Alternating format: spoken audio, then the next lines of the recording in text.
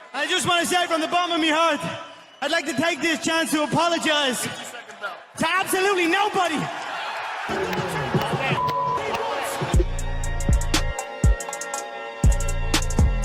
Oh, Great American Pillow Fight coming at you.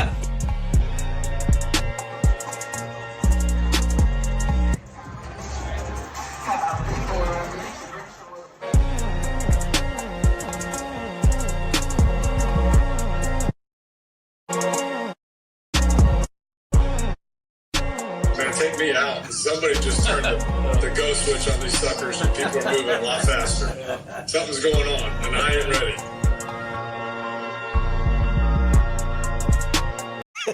Hello and welcome to episode 40 freaking 2.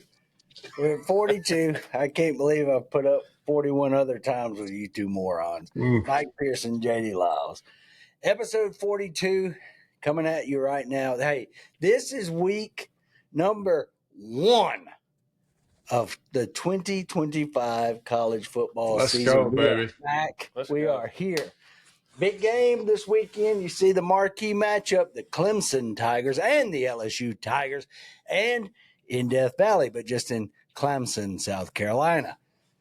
Going to be a little bit of a different deal this weekend. We have some big games. We have 20 games we're picking this week for the show. Excited is an understatement. And guess where I get to spend the first part of the day? Working on this spreadsheet. Peewee football. Peewee football. Coaching? The Ohio State and the Little Texas Longhorns kick off at 11 here, 12 Mike's time. And I'm going to be spending it out on the football. He's going to be calling ball plays. Yep, I'm going to be throwing the visor, the whole nine. What position? Blue slide steamers, baby. That's right. You already know. Let's just go, baby. Let's just throw it up. Like Shane Matthews says, easiest ball to throw is the deep ball. You know, deep ball. Throw it down there. What position group are you coaching? I got running backs and linebackers, JD. Really? Mm-hmm. Really. You showed them. Yes, sir. And we're high and tight. That's right. That ball security, babe. Ball security. Old fullback. Yeah. Do you have a fullback in your offense? We do have a few plays with a fullback. I wish there were more, but it's just line them up in the T. That's right. How many mouthpieces have been lost so far at so Pop far, Warner practice? You know the new trend. So we got all the bling. Yesterday we were playing and a kid had an extra one. You know, they put one in and one out, dangling, and the coach stopped it and was like, "Hey, put your mouthpiece in." Look, he had his mouthpiece in already. You know, so he's like, "Oh my, that's the new age." You know. Yeah. So we're already dealing with that. They are repeat offenders of what they see on the television set. Absolutely. Yeah. I'm glad we missed the phase with the big mouthpiece. I think you had one. I had one. Yeah. I'm a lot like Eric Dickerson. Are back now. Those are yeah, back. I'm a lot like Eric Now Dickerson. it's just got all a bunch of, writing and all kind of jargon all over it. Gold teeth or they make Kool-Aid ones now. Really? Yeah, the Kool-Aid and Jolly Rancher ones. It tastes like a Jolly Rancher when it's in your mouth. Can you believe that? Golly, they always taste like the bottom of a shoe. You know? I would take mine and just barely have it to where when the referee would say, "Where's your mouthpiece?" I'd go like this, and it would just cover like right here. Right. Yeah. Which probably not shocking, but this tooth right here is fake, and this one had to be shaved and evened up. So kids out there, cool. Well, you didn't like running around with them, and when you're heavy, you breathe hard anyway. So now you got So you're saying you're a mouth breather? Well, just when you're 315 pounds, you breathe from any orifice you can find on your body. That's true. So this is true. You didn't less get restriction. the nickname Fat P for nothing. No, you don't. Yeah. That is true. We're still going to kick QB2 in the nuts for that, too, by the way. So Anti-low. Attach yours to your face mask, huh? You cut it and all that. Oh, no. I just wanted it to, that way if it fell out and I couldn't find it, I could pick up a shoelace and go like this to the referee and he thought I had something in there. Did they really check much? College, not really, not too much. High school, obviously, they do. But in the NFL, we don't wear them at all. No, Really? that's right. Yeah, it didn't No. matter in the NFL. I knew that. And again, disclaimer here, this is coming from a guy who had a skull fracture and a few concussions. So kids, wear your mouthpiece. That's Right? Probably correct. safe, and it'll help you later in life. Well, it definitely helps the parents out on the orthodontic bills and stuff like that. Yeah. Yeah. I wish they'd make them wear big pads. Like if you're going to have a throwback jersey game, make them have a throwback pad in there. Like the big hip pads, the big knee pads. Remember those big forearm shields that were like skin Oh, colored, yeah. and they went over the fingers. Yep. You just you're like what was it, the Hacksaw Brothers or whatever. Yeah, that's right. Yeah, coach wrapped my leg. I think I got tendonitis. Cowboy collars. Chance had a cowboy collar. Oh yeah, you tuck it in the jersey. Remember how big they kept getting? Like eventually they got to be where the thing was over your head. Yeah, the boards, the boards too. Just put them up there. And that's what it went from a neck roll to a cowboy collar to like a full board. Mm-hmm. No, it went to a love seat on the back of your neck, so you could just, pretty much. Well, you and your girl could hang out, at halftime if you wanted to. I mean, instead of taking a knee, just take a love seat.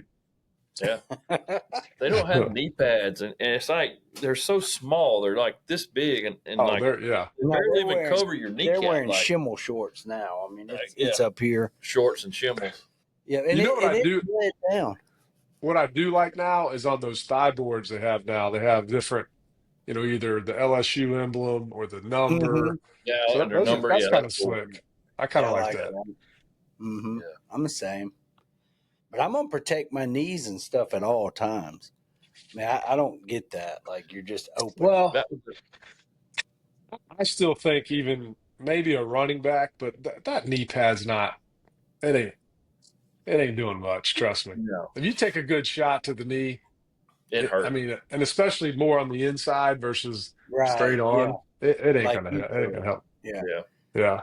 Somebody rolls up on it, it's over. Even getting hit like knee to knee, it didn't make a difference. Man. No, it still hurt. Golly. Yeah. Well, boys, we are on week 1, and what a starting week it is. This might be one of the biggest weekends in the start of a college season in a long time, I think.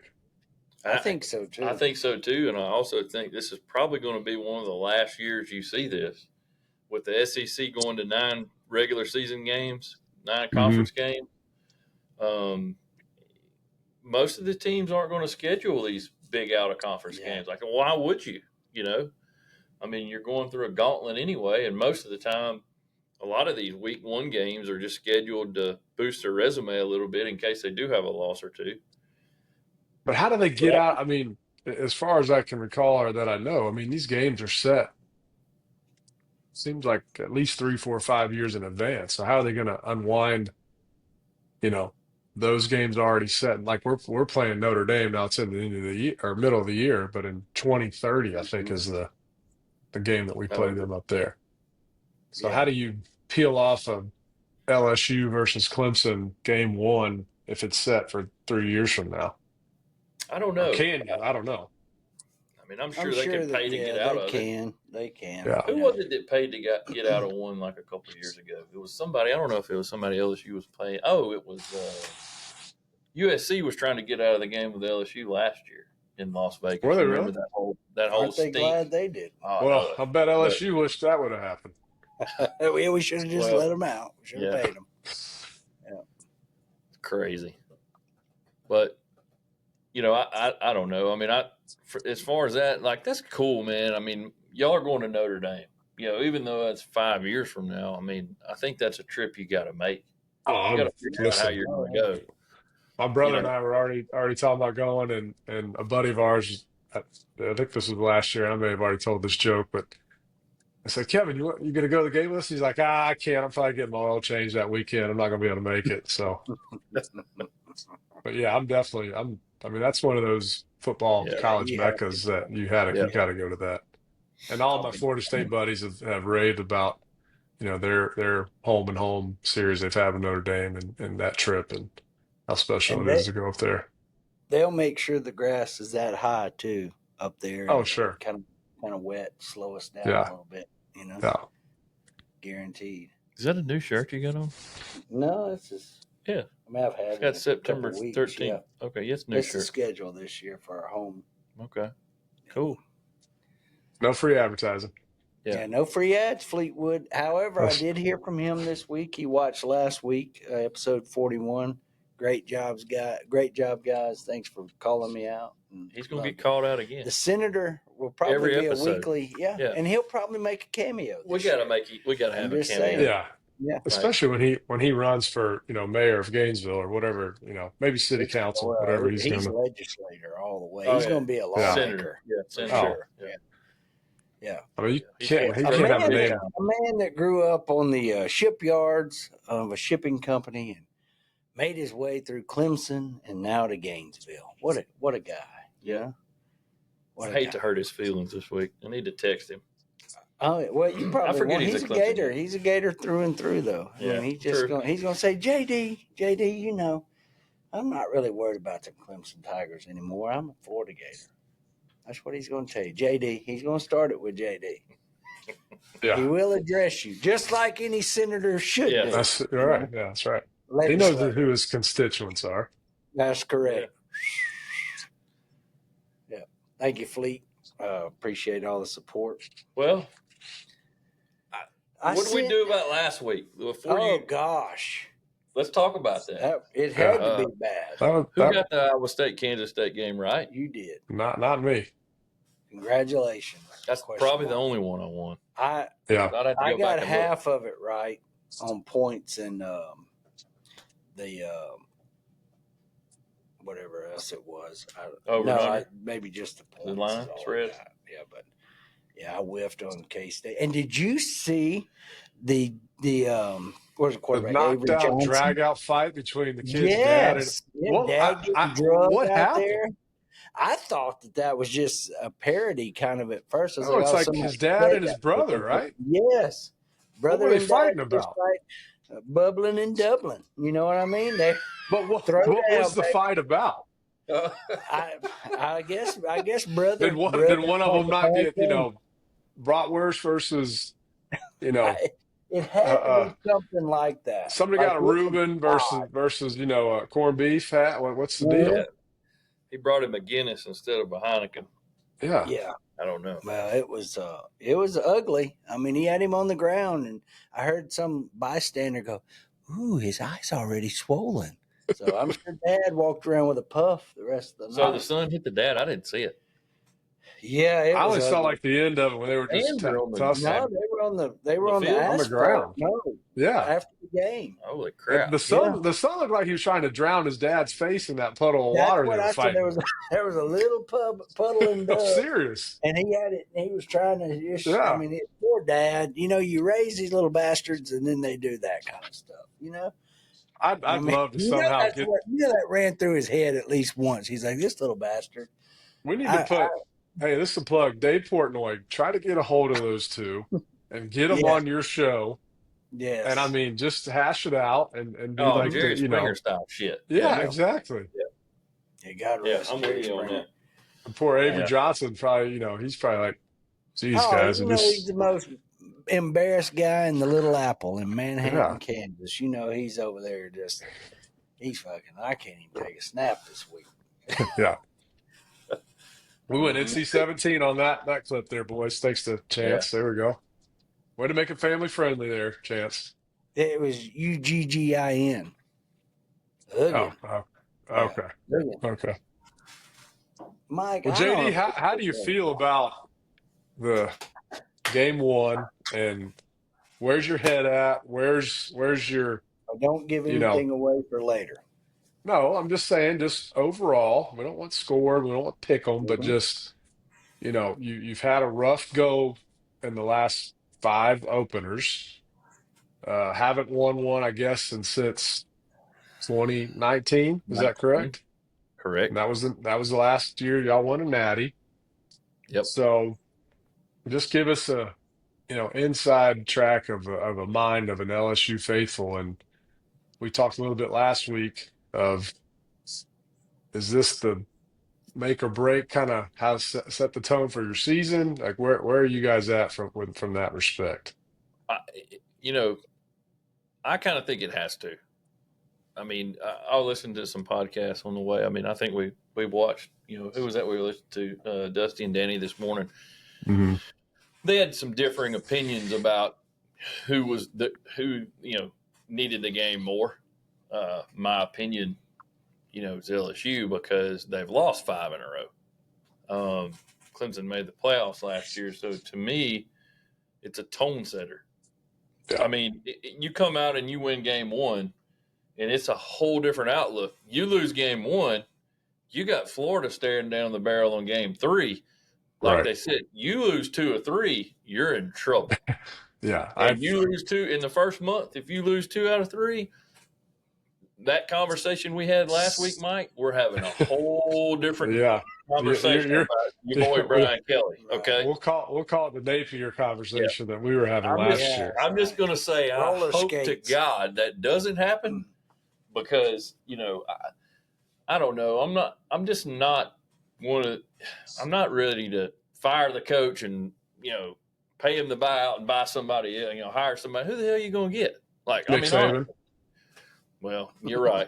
But isn't he still contractually obligated to Alabama for something? Like I don't know if it's like he still had a contract with him when he retired. So I think he's still got to be an ambassador. All 3 of us know on this podcast, if Nick Saban has the chance or your team has the chance to go get him, you will have people lining up to stroke that check. If it's $100 million coming out of the trailer park giving $5, I'll help out to the congregation. Yeah. If BK loses the building fund. If I'm like you, Mike, if BK loses 2 out of the first 3, I will go down there personally and put a for sale sign in his fucking yard. It's C17. There it is. It's happening. Good job, JD. We're going to throw that out there. I do agree with you, though, from obviously I love listening to Dusty and Dan in the morning. I think they've got a phenomenal show. And I do agree even though Candale's a Seminole. It's all right. Everybody can't be perfect. But I do agree. I think it matters more just to set the tone for the year for the Tigers. Because I think either team, and let's just go on the fact of if LSU were to lose, but still, like they said, go 10-2, they're in the playoffs. If Clemson loses and they win the ACC, they're in the playoffs. But to your point, JD, this has just got to get LSU shot, fast start, get rolling. Because if they go 1-2 before the end of October, that's going to be a hard team and a community to keep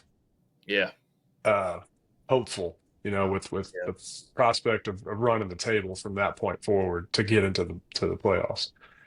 Because I still think winning the champion or the conference, at least in the SEC, is just not as big of a priority anymore. I think it's still what we would like to, as a player and as an organization and a school, you still want to say you're an SEC champ.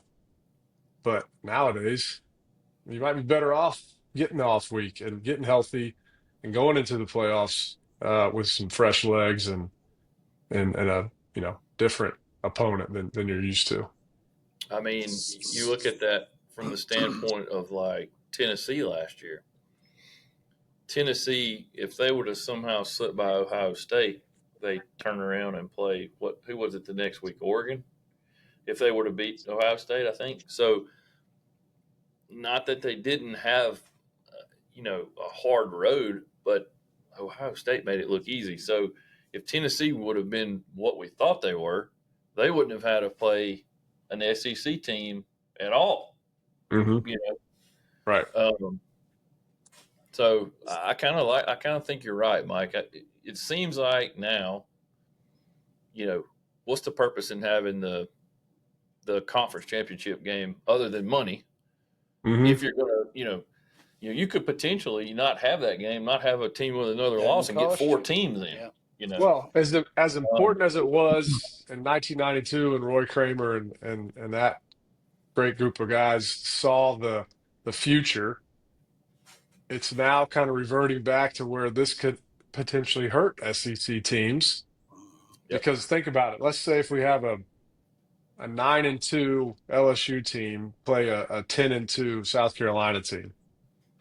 Like that's why I'm picking to play in the SEC championship. So let's just say LSU versus South Carolina. What's that? You're picking LSU versus South Carolina in Atlanta. That's what I think. So they played one time. That'll be their second matchup if they play.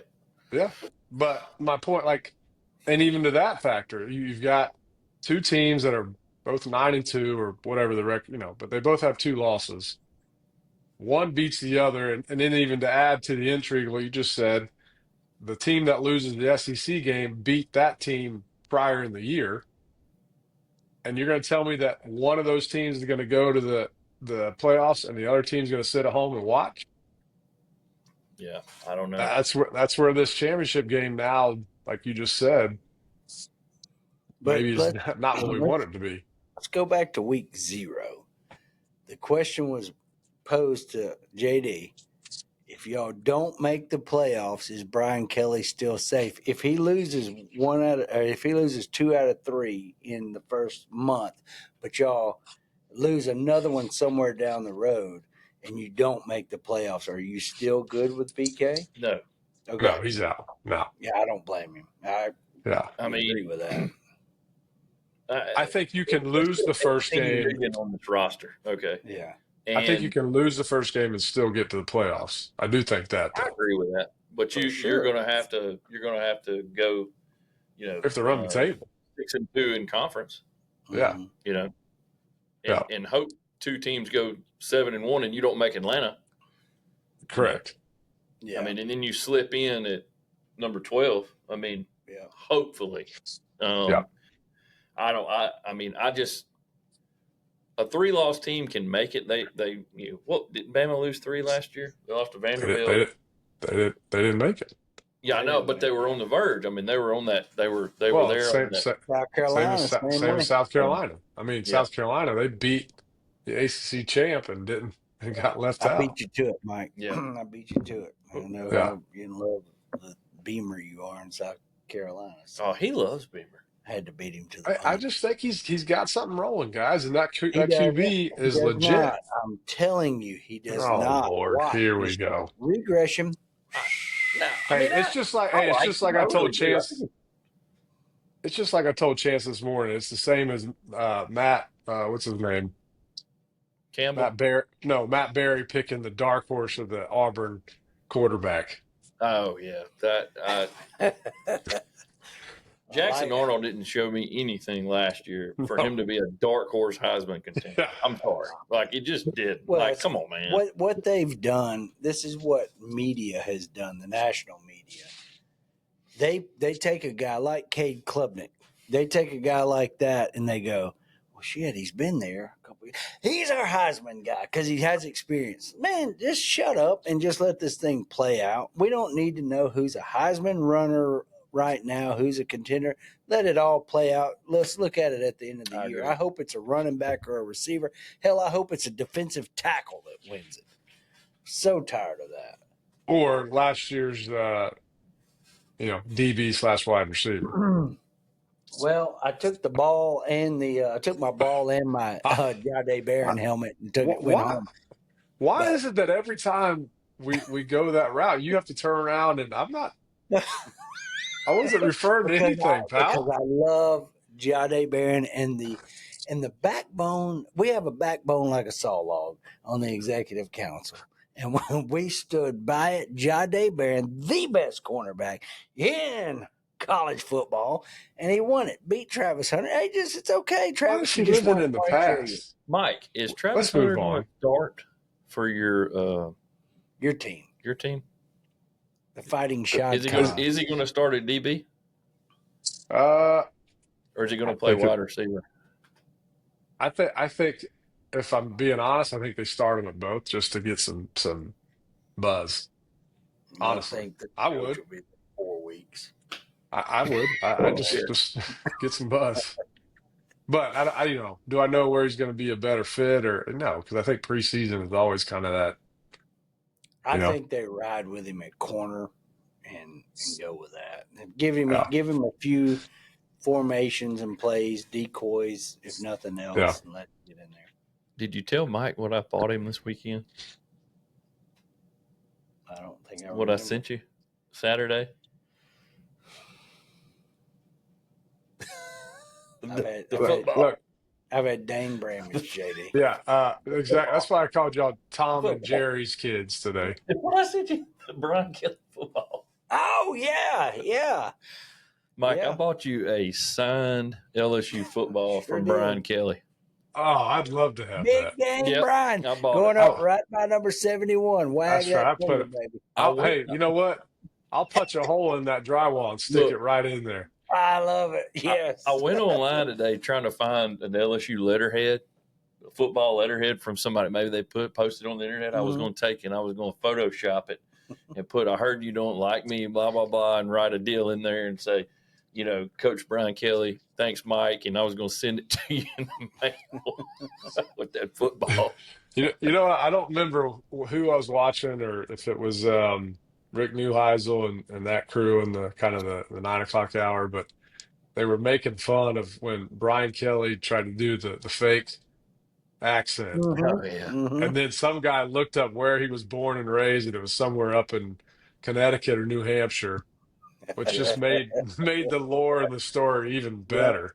Family. So, Yeah, exactly. I mean, that might be worse than the new coach at the Jaguars saying Duval. yes, You know. exactly. Did you see that? Yes, Butchering I did. that. Poor guy. Yeah. Yeah. So, Chance, give us a little insight on what little Dawson's going to be playing and kind of what number he's wearing, what kind of cleats is he rocking, and it better not be Adidas. And No. He's Nike. He's Jumpman all right, the way. And we have spatted up. Oh, So I we're love spat. spatted. Black cleats with white spat or white No, on white? white cleats with black spat. Ooh, Charcoal, okay. charcoal and black. Now, this was against Father's recommendation. But before the season started, before they ever practiced and stuff, they said, what number would you like? I'm thinking, he has a 23 Florida Gator jersey and stuff. And so I was thinking, he'll go with a 2 number somewhere. No, he couldn't have disappointed me more with this. He goes, I want number 99. I said, what's wrong with that? Little Giants. He's like, well, I'm going to be an edge rusher, so I need 99. I said, well, you don't know yet where you're going to be. Let's go and practice. Way to kill his dreams before he's even got out there. Well, I didn't just come across bad. I was supportive. Wes, our executive producer, Wes, is going to probably block that part out about the 99. But long and short, killing your kids' dreams. So I told his mom, I was like, hey, I told the child's mother, I was like, hey, look, I don't know if I like 99. She said, well, that's what he wanted to get. I said, again, if he's a running back or a linebacker, I want him to have a 2 or a 3 in his, first numbers. And she was like, well, that's fine.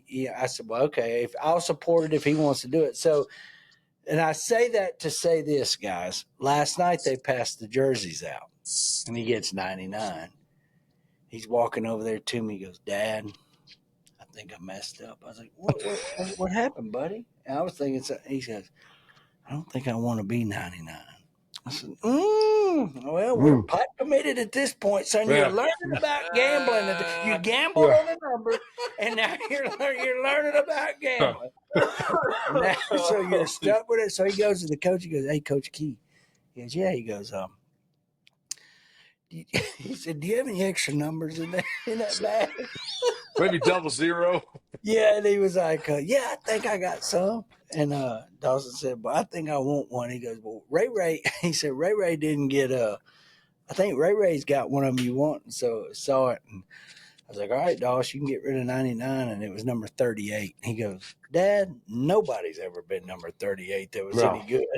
I said, I tend to agree with that. So I said, stick with 99. We'll play. I said, there's been linebackers. I said, you can be Mark Gastineau. And I said, no, there's never been a running back that's 99. So you're on your own there. But, hey, This He is should have been first like year. old Marion Motley, got number 76 or something. Just Yes, I figured you would exactly. make him get 21 like you No, wore. no, I didn't. I didn't. He's always like 23 because of McCaffrey and hey, that kind of. ask Wes to look up. I think the great Matt Petrovich that I played with at UF. I think he wore number 38. Wes, check that out for us. Check that out. Remember he was Matt the sawed off, square Petrovich. toed, Yeah. Yeah. kickoff artist where he hit Hmm. that thing, like a lob wedge up in the air, and then he'd run down and smack somebody. He was a state championship high school wrestler on top of it. I love it. Huh. He was a great, It great would guy. Hey, say that again, Mike. He smacked that thing. Yeah, Like that a sounds lob like a King wedge. George song. Smack That's that so. thing. That's right. Team Ain't George. ain't no monkey gonna stop no train now. That's true. Well, I you tell saw what I that was- our boy DJ's been 100% cleared, so That's what I saw. Yeah, that's a good. Let's just play out. Let's see what happens. I think just play a half is what I would like to see. Oh, for sure. I don't even care about that. Play a drive. Just No, he's got it because he didn't get any reps in spring. well, you're right about that. Yep, you are right. Meaningful reps. Yeah, Not sure how much they did in the OTAs, which Well, I'm gonna. I once just- What did he again, have surgery on in the offseason? that was a shoulder, wasn't it, Mike? Was it his throwing Well, shoulder? Well, he didn't have surgery. He just, they did a rehab protocol, no surgery. But Gotcha. remember, he had a hernia deal, I think, before maybe even came into school. I can't remember. Yeah, But- it was before he ever got there. He had issues. I just want him to get some live reps. I want him to see some stuff coming across the middle, hit him in stride, maybe take a few rollouts and see how his slide technique's doing. And Mhm. just get the cobwebs knocked off. Because he just hadn't played anything Sounds since like this on the December. No, Or you're January, right. whatever it was. That's why I Well, wanted him to play once at least a again, half. I'll quote Shane. The easiest ball to throw is the deep one. The ones that I want to see him throwing are the slants and the outs, Exactly. all the timing routes, and Correct. get it out of there. Let's see what that Yeah. looks like because he has the deep ball. And he loves it. At the SEC media days, they were talking to him, and he was like, "Run a lot of high lows and just throw it." And I was like, "That's awesome." He loves. And they're like, "Oh, he loves to throw the deep ball." I'm like, "Well, sure he does. It's the easiest one to throw." And Yeah. you've got some blue slide right steamers, isn't that right? That's right. That's Yeah. it, baby. All Yeah. goes. Here we go. Let's go. Yeah, Let's go. because the other thing too is our week 2 matchup. USF's got a ball club. They're building stuff there, and I'm not going to sit here and say they're going to be an SEC light type of team, but they've got some stuff going. So I want him to Yeah. get some kinks worked out, and you usually make those biggest improvements from game 1 to game 2. So I need him to have some real live game 1 stuff. Yeah. And the O-line and those guys need to hear his voice in the huddle and the line of scrimmage and all that goes along with it. There's a big nuance that I think the average fan doesn't really truly understand because the cadence and the way the guy says the cadence, the inflection, and how he says things, there's different. That's why sometimes when you see the backup come in there the first series or so, there's usually a couple of false starts. There's a difference. There always has been. Well, let me ask you this. Outside of blue slide right steamers, can you remember a staple play from your days and how is that when a quarterback comes in there in the huddle? Are they all trying to be commanding, or are they kind of like give me a play, I mean, run plays are a lot of times there can be some check with me type stuff where we're either 16, 17 wham G, so we're going to try to pick which side of the defense is better fit for numbers. But yeah, I think even from that standpoint, when a QB comes in the huddle, he has some instant leadership and some guys are probably like a Doug Johnson the way that he entered the huddle versus the way a Rex entered the huddle, two extremely different demeanor, if you will. Doug was a very kind of in your face. He's going to grab you by the face mask, tell you to get the job done. Not a big, I would say, not a big encouraging QB, but a great motivator and a guy who had great success, versus Rex is going to be more of the fun loving. Hey boys, let's get out here. Let's just throw this thing up and get off this field, go get a Gatorade and go check out the stands. So some guys are more loose and fun loving, and some guys are just more kind of, you know, hard and we'll have fun after the game type of mentality. So what's the funniest thing that happened to you in a huddle? I If you mean, can tell it on here. yeah, I mean it's there's a lot of different instances. Some of them, we can't necessarily say or probably something you could share is, I mean, I remember very vividly we're, up in Neyland in 2000 on the catch, no catch, game when we came back. And I mean, Jesse, I mean, he is trying his best to tell me something in the huddle. And I mean, he's yelling at the top of his lungs, and we're, I mean, this close to each other. And all I kept saying to him was, I can't hear a word you're saying. And he just kept going like this. And I finally just went, yeah. I just walked away and really didn't know what he was trying to tell me. And it was probably something to do like, hey, if you can, is there any way that you can maybe get in there and block John Henderson? Because I'm tired of him beating my backside in. Right. But, stuff like that. The funniest thing that ever happened to me in my entire career was actually, I think I've told you guys this story, but we're in Dallas playing the Cowboys, and we're down, and as a rookie, you have to get food for basically your entire offensive line, and then plus the quarterback, because the QB is always with us. He's our guy.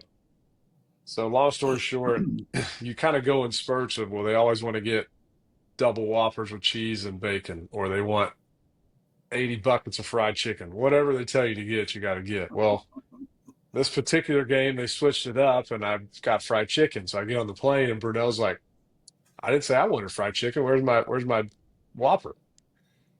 And I'm like, dude, come on, man. Just give me a break. Like, it's like week 11. I'm just, we suck. Let's just get this. So, and he kind of was really giving it to me. So roll forward to the next day. We're losing by like, I think 13. There's 2 minutes left. Of course, Coach Coughlin wants to run the 2-minute drill. And this is when reality struck me that veterans just they start mailing it in at a certain point. Anyhow, we're like, oh my gosh, I can't believe we're running this 2-minute drill. We got zero chance of coming back. So I walk in, we get in the huddle. I kid you not, right before the snap, Brunel looks up at me and goes, you see what happens when I don't get my double Whopper with cheese? I mean, we're in the middle of the stadium, and I just start dying laughing.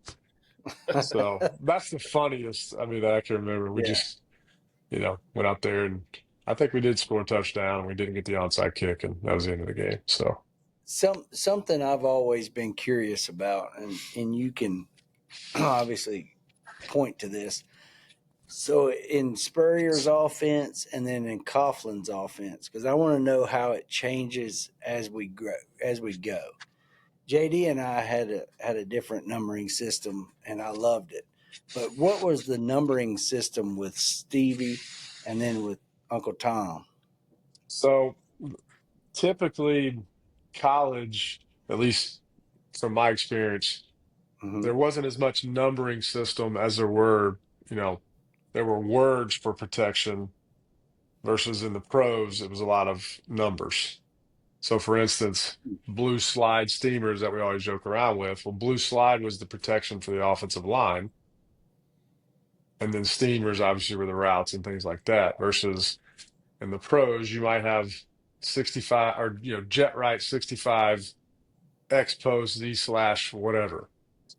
So the thing that we're queuing, so each position is queuing in on a certain portion of that verbiage. So in the pros, it tends to be a lot of numbers, especially for the protection wise. In a coach's system, it was more,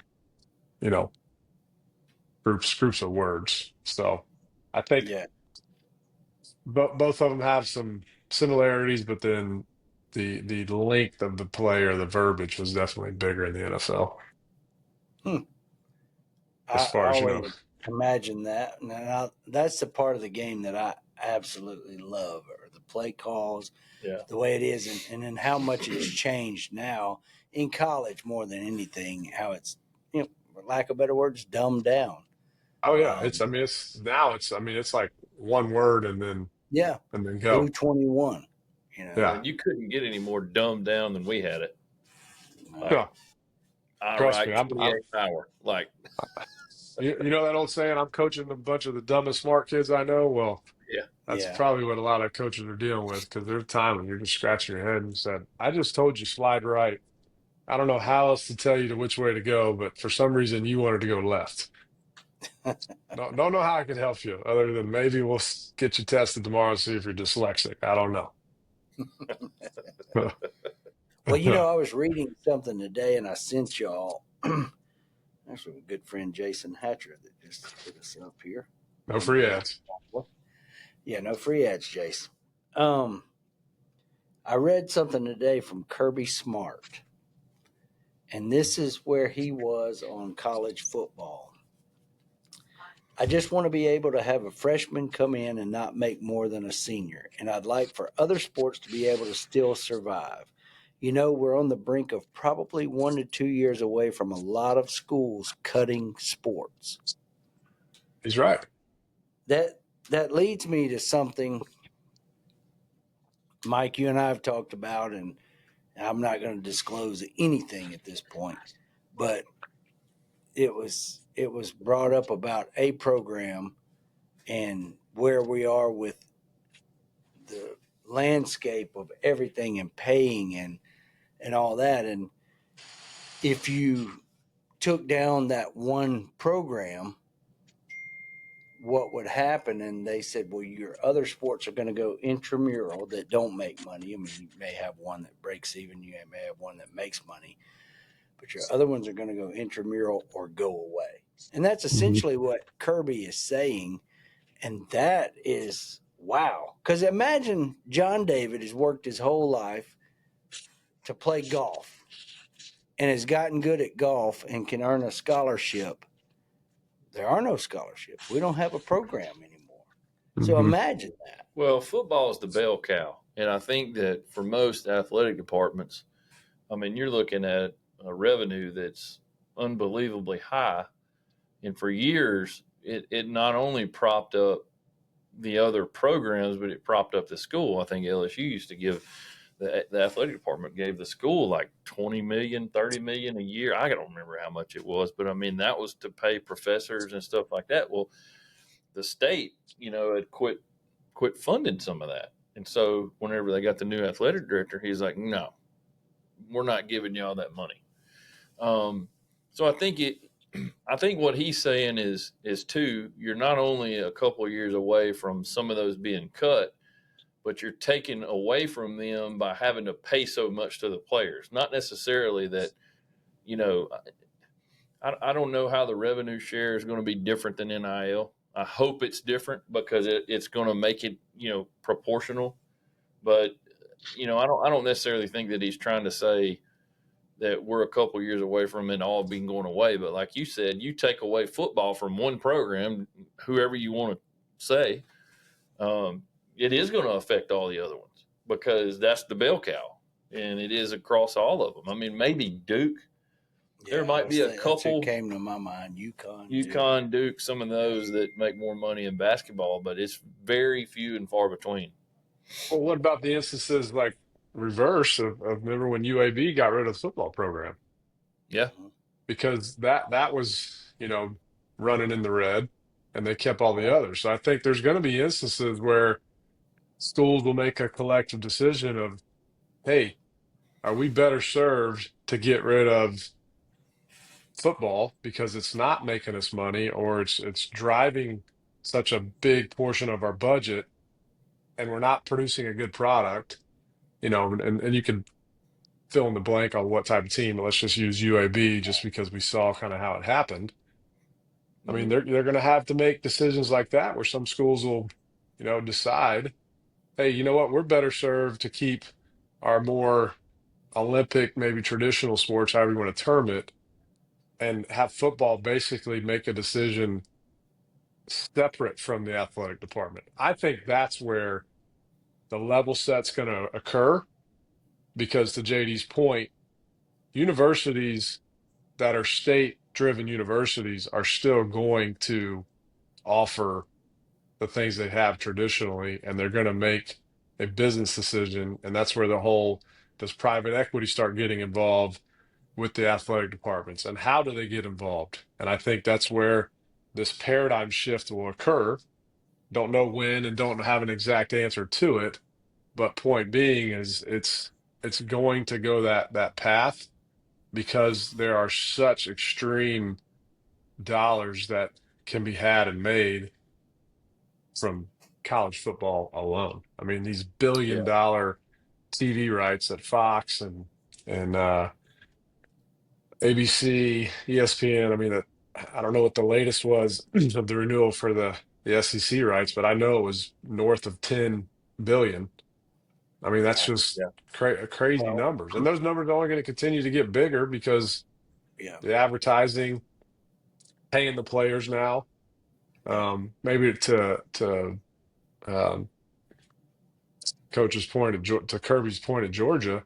I think you'll have a level set there too, similar to what they did in the NFL. Because remember, for years and years and years, the draft got so out of hand where you started paying these guys 40. The Sam Bradford is the one that just kind of he was the always. last one, I too. mean, guy made $60 million his rookie contract, Never put a helmet and on. these other Pro Bowl quarterbacks who have either won Super Bowls or been to a few NFC Championship games are sitting around going, "What in the heck is going on?" So. It's going to have a level set. It's going to get it corrected. I think the smart people will all figure it out because they always do, and the money will always drive the decision. I had a chance to meet with Coach Napier last year, and we had just gotten funded from the SEC network, and they gave each school in the SEC $81 million last year. Which, that supplies obviously football, but that supplies all the other sports as well. So that's a good shot in the arm. It's a good thing with the revenue sharing from that. And, but a lot of these schools, like you talk about the UABs, they don't have anything like that. I mean, they're living on love, so to speak. I think too, it goes back to a lot of these schools need to be more regionally based like they used to be. I mean, I think, for instance, we just saw Louisiana Tech go back to the Sun Belt. For years, that's where their home was. They played UL Monroe or Northeast and Southeastern UL Lafayette now. So you had those regional matchups, and you could fill the stadiums on a home game. And so once a lot of these schools branched out and entered other conferences, and I'm not singling them out by any means, but even UL. When you take away that game and you're just playing one in-state game, you don't ever play Tulane. You got people traveling from 10 hours away for a mid-major game. You're not going to sell it out. But you take those schools and I've even thought about, a lot of those mid-majors can't afford to pay these players. Why not create a whole separate, not, I wouldn't say FCS, but it's like in a tweener between, FBS and FCS somewhere for those mid majors to have their own league and, basically, give the guys that are in D1 that can't necessarily get out on the fields, an avenue, to win a championship. My brother and I have talked about that. I think that's where the shift will occur, is where some of these teams will, to your point, I don't know if they'll say, quote, drop to the FCS versus the FBS, but to go that route where, hey, we're going to have some really good regional conferences. We're going to kind of stay in our lane. We're not going to try to continue to, because for years and years and years, it was always, well, let's go from the Sun Belt to Conference USA to the next big one. And as people probably found out, like, hey, it's not feasible when you're always kind of playing catch up, and because the big boys always stay leaps and bounds ahead of you from resources, facilities, players, TV exposure, etc. And so anytime you think, okay, I'm almost right there, well, bam, they just got, I mean, somebody just gave them another $200 million endowment, whatever it is, you know. Yeah. So Good for them. I think it's going to happen. I think, you know, Chance and I have talked a lot, you know, just amongst each other. I mean, the private equity thing, that's just it's not when, but if, or not if, but when it happens. Yeah. Because that's I mean, the talks are happening now. And I think you're starting to see the baby steps of it with the advertisements. You know, like Sure. LSU's wearing a patch on their jersey from somebody. They haven't revealed it yet, I think. You know, or field logos. Prime Sure. example. That's never happened before. Right. I mean, there's a lot of people pissed off about it, but I mean, it's a numbers game. At the Well, end and of the day, you know. I've said forever, I mean, at a certain point, these companies, like, what is really the ROI for Phil Knight to just keep dumping money into Oregon just to win a national championship? And just I to have mean, different color just uniforms. to get a ring? No, I mean, now he's going to move the needle even further. Say, you know what, Oregon, I want 49% of your football team. Yep. Or the guy that, you know, dumped all that money for the Michigan quarterback. You know, they're businessmen. They know how to make those guys know how to make more money, and they know how to spend it in the right spots. So I think that's where the private equity thing, and I'm all for it, man. I think, you know, it evolves and you Hope know I can get involved. My only yeah, thing is the with game we used to know was great, It's but changed. it's different. Yeah. My whole thing with the private equity deal is like, let's just say you've got a program, let's say Florida, LSU, whoever. Let's just say you're making $80 million a year. Okay. You go out and get a private equity group. I mean, you're already supplying your players, you've got donors, you've got all these things coming in. You have one guy that comes in and says, I'll give you X amount for 25% of your football program earnings. If they're able to sustain without that, why would they do that? Number one, because you're giving away a portion of your revenue that you're going to get anyway. You know what I'm saying? I could Yeah, understand. It's the but JD, liability. that private equity guy who says, "Hey, I want 25%," he's going to take your 80 million and make you 800 million. But how? Tell me how he's going to do it. However, those private equity guys do that. They take those funds, and before you know it, they are in the 10x billions of dollars. That's why Well, the school would give up that much ownership, if you will, or equity, then you because get just into simple math. yeah. But my question is like, okay, how are you going to take it from 80 to 800? I mean, you've already got fan bases. You're not going to sell any more merchandise really than you're selling now because I mean it's everywhere. What are you going to do to make that extra money? Are you going to invest it in the market? Yeah, absolutely. That's what private equity guys do. That's what For sure. I mean, basically, you're taking a portion of the team and invested in the stock market. I mean, and in that point, you know, I don't know. I'm kind of torn on how it'll all go down. I mean, I'm not opposed to it, but it's just Well, you better not be because it's coming. yeah. Yeah, and that's I mean that's what private equity. I mean that's what they do. They go and they buy companies that they see the ability where, hey, I can ramp this up to X. And then the next new private equity guy is going to come and say, you know what? I want to buy some of that. And then it's wash, rinse, repeat, wash, rinse, repeat. Exactly. That's what private equity does. They don't, you know, most funds, let's say if a fund starts at 200 million on day one, by year 5, it's probably 5 to 10x of that 200 million because they just keep buying up companies and they keep maturing them. And they may have a couple of duds like any fund does, but their run rate is just going to outpace the duds. Well, when you're worth, let's just throw this out, 30 billion, and you have literally $150 million to spend a month, or you're going to have to pay it in taxes, you're going to make it work because you're going to outspend everybody. I mean, think about because I just watched it, but that Netflix thing with the Cowboys. I mean, Jerry Jones bought them for $150 million in 1989. And today, I think they're worth $12 billion. That's right. That's crazy. Yeah. I mean, Yeah, I'm not a and was math wizard, losing but that's a $28 big. million or some high $150,000 a day, Yeah. or $30,000 a day when he first took them over, and was just, and he always says one thing that I really like is tolerance for ambiguity, where he's like, on one hand, I got a guy that just told me we just drilled another dry hole, and I got another one saying, hey, I want you to invest in this one. And you're saying, hell yeah, we're going to go drill another good one. Yeah. He said that's the tolerance for ambiguity. You can That's make it work. private equity in a nutshell, pretty much. Yeah, exactly. They're going to get 8 dogs, but the 2 winners are going to be grand slam, to cover up the 8 dogs. So anyhow, Yeah, our Gators are starting off Saturday night. I'll be up there in Gville cheering on the fighting good, mighty good. Gators. Taking my boys Touchdown, up Terry. there.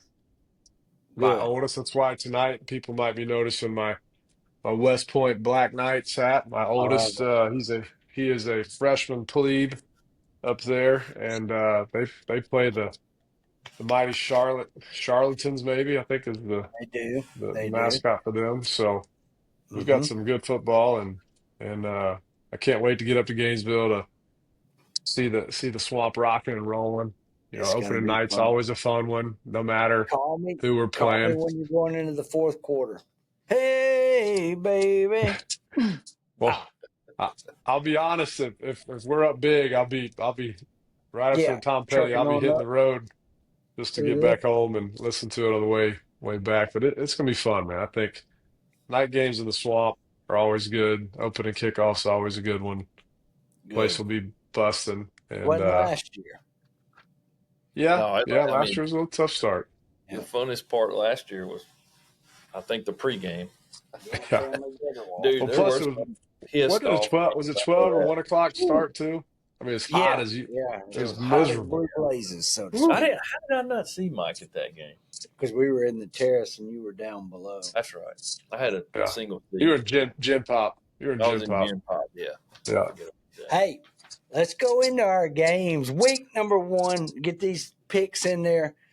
Hey, what a better way to start. Don't let the BSU BS. BSU.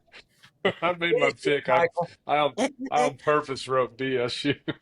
Me too. Me too. That's exactly what I did. So for myself, I need a pen. gentlemen, here's one right here, JD. For myself, I let the BSU BS me. I took them BSU, and the under yonder. Yeah, I took the under. Hey, right now we're in one accord. Let's see what old JD does. We're disciples right now. Get that Honda fired up, JD. Yes, sir. Fire that old Honda up. Is it supposed to rain in Tampa this weekend? Quick question. Is it August? It rains every week in Tampa. Is it August? Yeah. I would say it's highly likely with a chance of a lightning delay. Boise's only a 6-point favorite. Like, that's wild. What do they have? We don't really know. I don't know. No, they got some good tailbacks there. They still got everybody. So I'm with y'all. I'm gonna go Boise State to cover in the under. There we go. There we go. There's that. We're all in one accord. Yep. JD, take the next game. Hang on, I'm writing. Okay. Mike, take whatever game you want next. I'm in the boat with Minnesota. I'm rowing the boat with your boy. Was it PJ Fleck? I always liked that guy. I like him. Yeah. I like his mantras. And then I actually picked Buffalo. I don't like the way he dresses. I hate he's always got the quarter zip with the tie. No, man. You know what I would love if he would just go like Jim Tressel, vest and tie. I'd dig that. Sweater vest. Yeah. Yeah. Cardigan. But I went Minnesota to win. I actually picked the mighty Buffaloes to cover. And then I picked the over on this one. Me too, Michael. Same exact thing. Men buff over. I picked Minnesota to win, Minnesota to cover in the over. Okay. Oh, not one accord. JD went and got in the selling. I had to get on in the Honda Civic. Yeah. Mike, keep it rolling. This one was kind of tough for me, but I ended up picking Nebraska because I do have a soft spot for them. Okay. And then I picked them to cover, but I did take the under on this one. Hmm. We are not alike. I thought we Okay. were. I thought we were, but I went Sin over. I Oh, like Cincinnati, Fickle, and I think he'll keep it close. I think they're going to win. I think Raiola's so caught up in being Patrick Mahomes. When he dies, he's going to Patrick Mahomes' house. I think we're going to go Cincinnati, in the over. I'm gonna go Nebraska, Cincinnati in the over. All right. hey, quick question, because you made Please. a Luke Fickle reference. I thought Fickle was at Wisconsin. Oh, yes, he is. Wow. Hey, He, hey, they don't have to shut. for all of our jumping I offside knew. fans at I knew home, that's what he was doing. I knew he was there's probably a reason why we make Chance, do certain Hey, things, and this, nobody ladies and would have gentlemen, ever is known one if of them. you had to just shut your mouth. That's as bad as Mike picking. No, picking. That's it's worse. not. That's No, worse. it is Yeah, it absolutely is. not. No, Yes, it no, is. it is not. That's the reason why we're on YouTube and not on Sirius, No, right there. no, shut your mouth. That's what'll put us on serious. Yeah, that's right. And I did write that down. Good.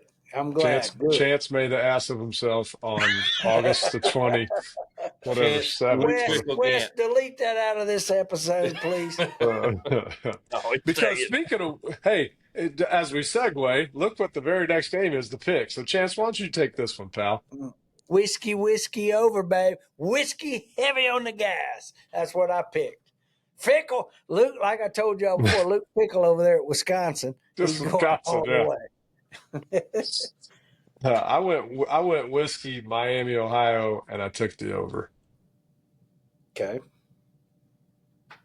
I went Wisconsin in the over. Good job, Bubba. All right. Auburn and You got Baylor. Yeah. Auburn and Baylor, 7:00 kick. I don't like anything about Auburn. Yeah, go ahead. I went Baylor, and the under. Me too. Boom. Exactly. I'm with you on that. Yeah. I still can't believe that Matt Berry picked that. The only I don't hate the kid. I can't believe you would say that's his dark horse for the Heisman. Yeah. The only thing that worries me about Baylor and the Baptists down there at McLean Stadium, the only thing that worries me is they're just coming off the high of the boys from Oklahoma Cross Canadian Ragweed having their reunion tour down there. And I'm afraid there may be some lingering effects from all the doobie smokes that was just wafting up in the air, So I think Baylor may have trouble, but I picked them Baylor, and the under. Yunda. Yeah. That's not what I went with. Baylor under. Yeah. The Ramblin' Wreck from Georgia Tech, which I just learned the whole history behind that name, and how they got the Yellow Jackets. But I digress. Versus the old Dion Primetime Sanders and the Buffaloes. I went Georgia Tech in the over. One accord there, baby. GT under for me.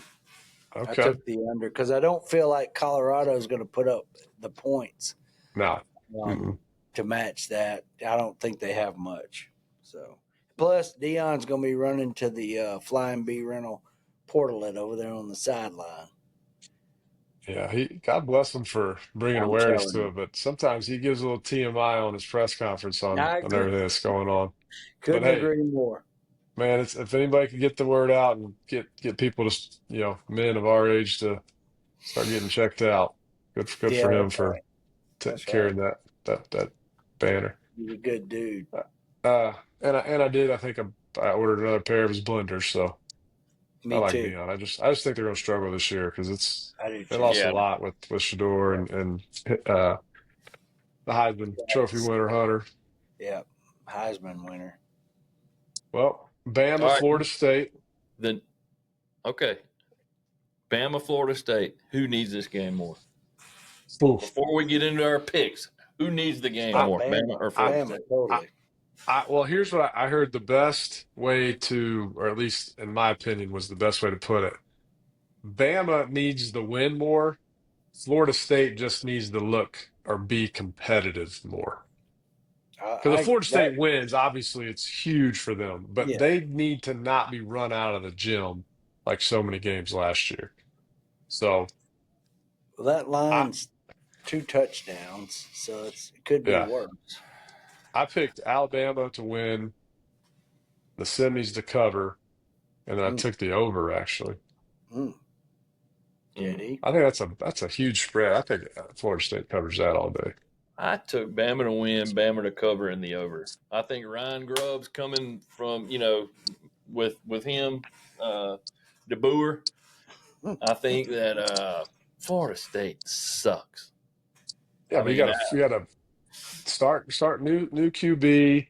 Tommy Castellanos. 5'1". Florida. No, I'm saying new QB for Bama. Florida State's got a more of a veteran guy. They're at home. No, stop. New stadium. The crowd's going to be rocking and rolling for them. It's a 2:30 game, which I know Bama's used to the heat too, New but stadium. they just did a big renovation of Doak. At Talatrashy. Dope Yeah, Campbell. it looks good. Honestly, I think Does it? Florida's going to take a page out of some of their stuff. Yeah, they did a good job. So Hmm.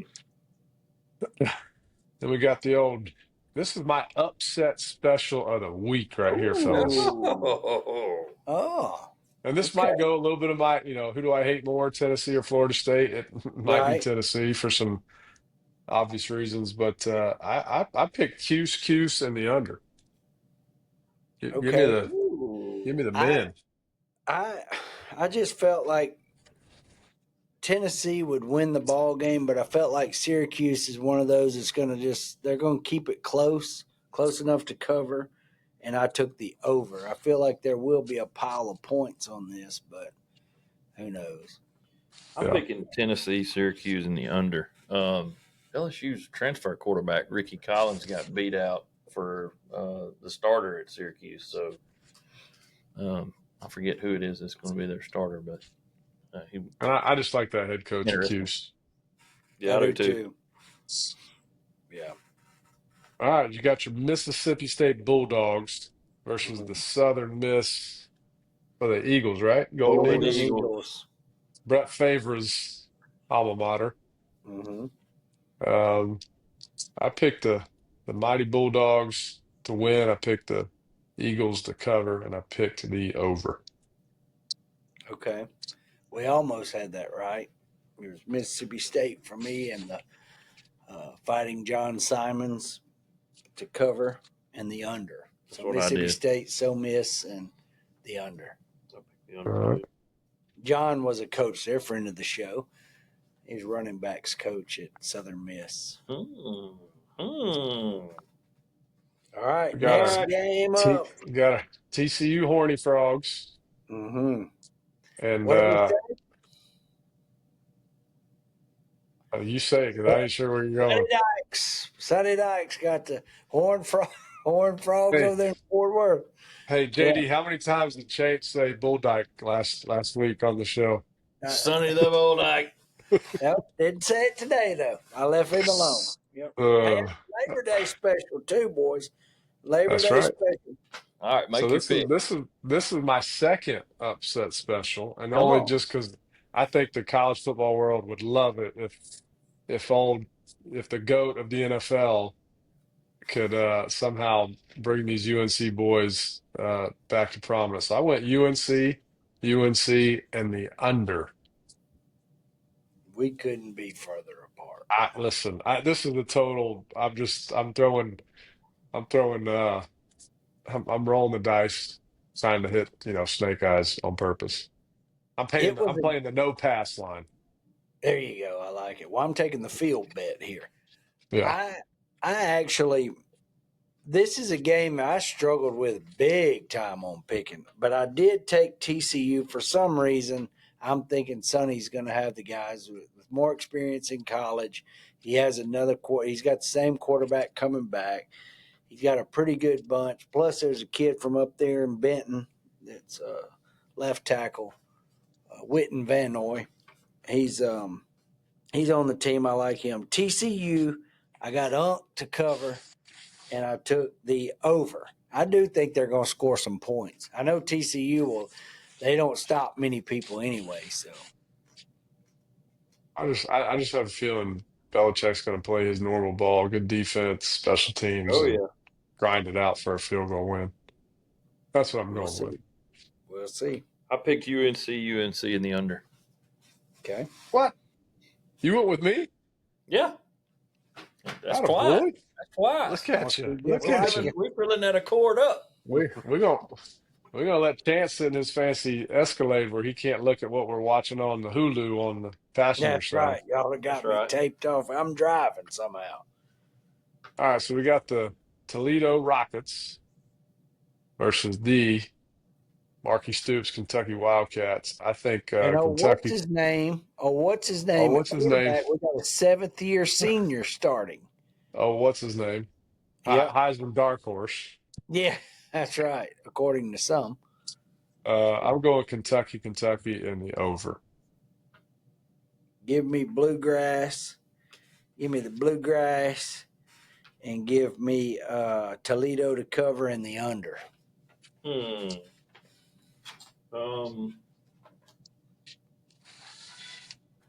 I changed that. I'm going to go upset special of the week. Oh gosh. The Toledo Rockets to win, to cover in the under. Okay. I think JD's smoking some of that grass right No, now. That pick. I struggled with that too. I almost went Toledo. I mean, it's a across. 7.5 point spread. That's one touchdown. Like, well, come on. Yeah, but I mean, Kentucky's Anything gonna can beat happen. them. It's still an Well, SEC school versus They did. Who did Toledo beat last year? The Rockets are. Toledo beat the hell out of Mississippi State, if that's not mistaken. They're an SEC Yeah, school. no, they What? did. Well, I don't think they beat them. No, they beat them. Like, I don't. Did Yeah, I don't know. I don't remember. Should we call Fickle at Cincinnati to check and You find out? absolutely should. Call By Fickle. way Okay. of Wisconsin. Okay. You got the Northwestern Wildcats versus the Tulane. I think the Wave. What is their mascot? The Green Wave. Green Wave. Which they might have the best uniforms in college football. Yeah, in they my do. opinion. Sweet. The new ones, the white helmets and stuff. That's Yeah. legit. I got Tulane, and the over.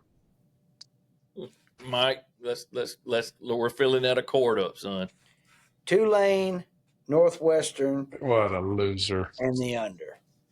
You see, he just wants to be difficult, JD. Tulane, Northwestern, and the under. Let's skip the next one because we'll come back to all of our big time games. So we got Cal, Oregon State. I'm going to go with Cal just because Ron Rivera is the GM. He's running stuff out there. I feel like they got some juice. Apparently, their new QB's supposed to be something kind of good. I got Cal, and the under. Okay. I went OSU in the under. The Beavers. Who's the head coach for Oregon State? Is this anybody? Still the same cat. Okay. Oh, what's his name? Fickle. I think it's Fickle. Fickle. Fickle's the coach for everybody now. Yep. He's got so many buyouts, he's working for free. When there's a doubt, it's Fickle. Fickle or Muschamp. All right, which one were we on? Now we're Oregon on State. Cal, Oregon State. I'm going Cal, and the under. Ooh, let's get out of court, son. Get 50 miles to the gallon. Utah versus who's the new QB at UCLA via Knoxville? What's his name? I am Oliva. Yeah. But he lost. He didn't Nico. win the starting job, I don't think. What? I think I saw that the other. I swear, No. I think I saw that the other day where he's not the starter. JD, look that up Unless because it I was a think parody, unless it Let was me- a let me no live 3 and fact 7 check on that. 3. There- Go right there. ahead. Let me lie. Wes, Meanwhile- start wrapping up here. Start Meanwhile, Luke Fickle's PR director is sipping on some scissor up in that red solo. exactly. I picked Utah to win. I picked UCLA to cover, and then I took the over. Because isn't this Kyle or what's the head coach at Utah? Kyle Whittingham. Whittingham. This is the last year, isn't it? his last They've hurrah. been saying that for 3 years. I thought it was No, his but last year after Florida beat him. I thought this one was his last year. It could be. He is a tremendous coach. Oh, he's awesome. Yeah, I think he's the most. I took Utes, Mormon, and the under. He went Utah. Yes, correct. Storming Mormons. You went Stadium up there to forgot. that stadium, didn't you? Year 2. I did. It's pretty. It's a Yeah. great venue. The only funny thing is when we walked into the stadium on our, everything's, paperless. So we show the ticket guy our tickets are like, hey, it says what section we're in, but we don't have a row and we don't have a seat number. He's like, yeah, something's going on with our ticket master. Y'all just sit somewhere right here. And God bless the Mormons out there. If that happens in Gainesville or Tallahassee or there's gonna be mutiny up there. Yeah, Everybody's like, oh yeah, you're already here. Okay, y'all sit there. We'll just sit here. that's right. It was crazy. I mean, there wasn't no. I'll buy you a beer too. Yeah, it was Buy you a crazy. lager. But the stadium was great, and obviously we didn't show out very good. Yeah, first game. Of year 2 of Napier. Correct. I can't find it, but I don't see where it's off. But just trust me, you got beat. Yeah, I picked UCLA in the over. Okay. I'm gonna try to find this real quick for you, JD. Okay. I'm looking. I don't see. Let's see. Hang on.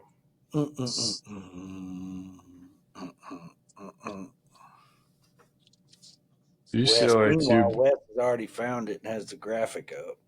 Yeah. The starting quarterback for the UCLA Bruins is Nico Imalawadalewe. Okay. So until they roll out on Saturday.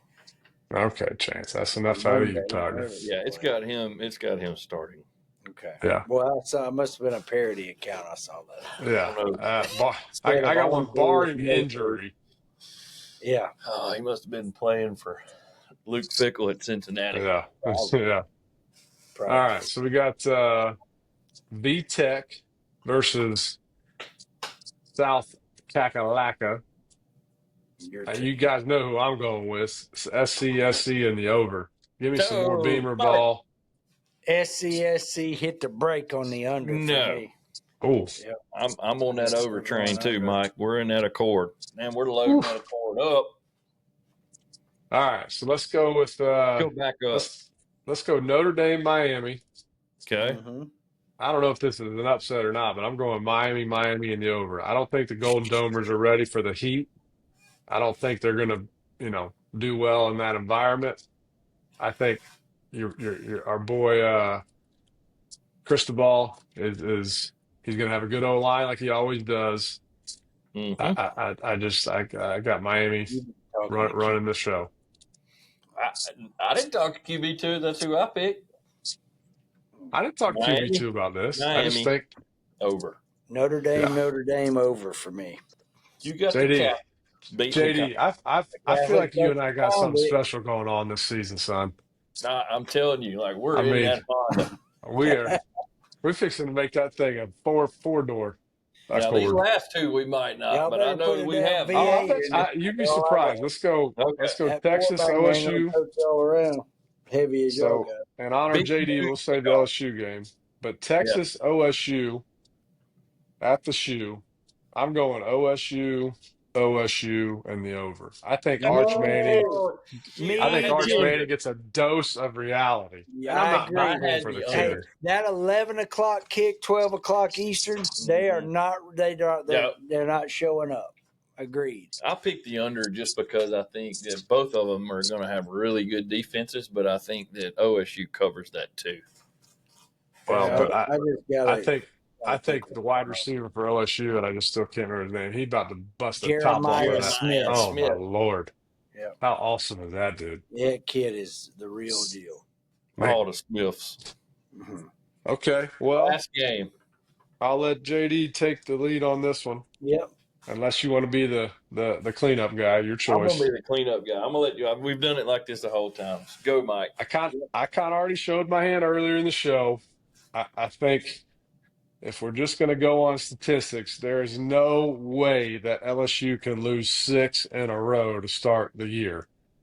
So just on that fact alone, and the fact they may have the number one QB in the SEC and all the things that go with it, from everything you hear about, I mean, it seems like they've been gearing up for this game since January the 4th of this year with signs and maybe good for Brian Kelly to put the emphasis on game one. Hopefully they don't lay an egg the rest of the year, but I'm going LSU to cover and taking the under.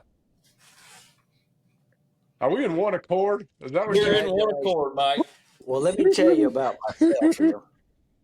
You know, in these big games like that, to get in the stadium, I got to pull the credentials Wag out. that finger. I got to pull the credentials out and tell them Wag I'm that ready. finger. This is the big game I took.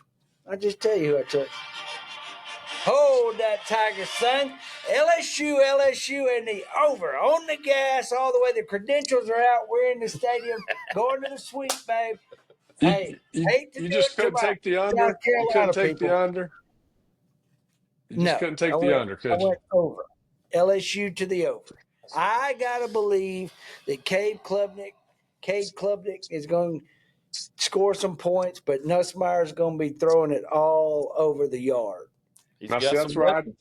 that's where I'm going to disagree with you because I do have to put a plug in for my mentor and my very first football coach, Tommy Allen, who is Right. now the DC at Clemson. I think, if anything, it's not going to be some 38-32 game. I feel like it's going to be more one of those knockdown, drag out kind of Yep. 17, You may be 24. right. You could You be know, right. people are going to get, they got, who's that really good linebacker that was a freshman last year for Clemson? Oh, It shoot. doesn't matter. I'll make up a name. Fickle.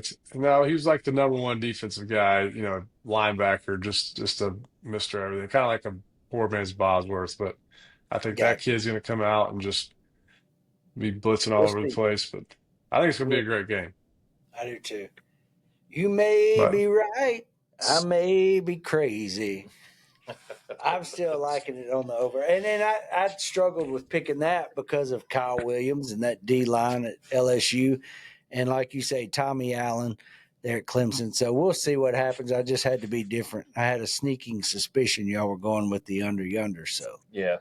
yeah, I'm really excited to see LSU's defense, man. I think that, with the addition of Kyle and the transfers that we got the D lineman from USF that's been really good in camp.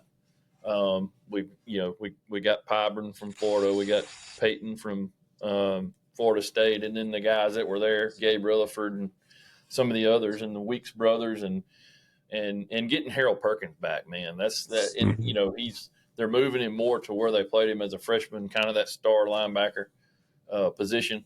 and are all the Weeks brothers playing together? All three. That's pretty It's awesome. all How three of proud them. is that, mom and dad? Oh man, Golly. and the dad played at Georgia, so for all three of his kids to be on the same team, and I think the oldest one redshirted last year, so he could play with the younger brother this year and Yeah. have a That's full year. So that's cool. hopefully they do some good, and I'm sure they'll do a couple of things about I him. mean, That's pretty awesome. Yeah, I think two of them. I mean, the two older brothers will be starting, inside. So yeah, it's That's exciting. a And I think cool. we got some good transfers on the back end. I'm really excited to see what the defense can do. I just hope to God we can stop the running quarterback this year because that killed us last year. And Nussmeier is wearing 18. Is that correct? Myers wearing 18. It's the first one since Matt Malk. All right. that'll be dip. Well, boys, I think we did a fantastic job. We may have sputtered before the show hit record, which I'll digress and let that slide. Came in on But two wheels. Well, this was the Jerry Stackhouse episode 42, and we're going to be wrapping that. Maybe Mike can get another short where he can get 12,000 views on Twitter. I bet he can. X. Hey, let's hope. maybe if you released the stuff when I was ticked off before we started the show, you put that on there, Mike. That might do it. Let's hope that you can get the big guest next week for the USF game for Florida We'll and try. USF Bulls. And We're trying. that'd be awesome. Mhm. Yep. Spoiler alert, no free ads, Mikey. Anyway, strive for perfection, settle for excellence. This was episode 42. Good job, fellas. See you next week. Let's get it, boys. Let's go. I just want to say from the bottom of my heart, I'd like to take this chance to apologize to absolutely nobody.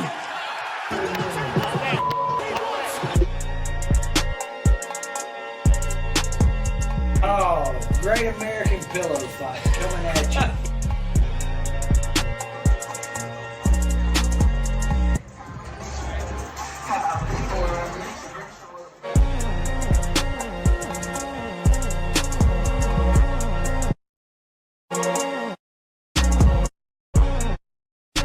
Man, take me out. Somebody just turned the go switch on these suckers and people are moving a lot faster. Something's going on, and I ain't ready.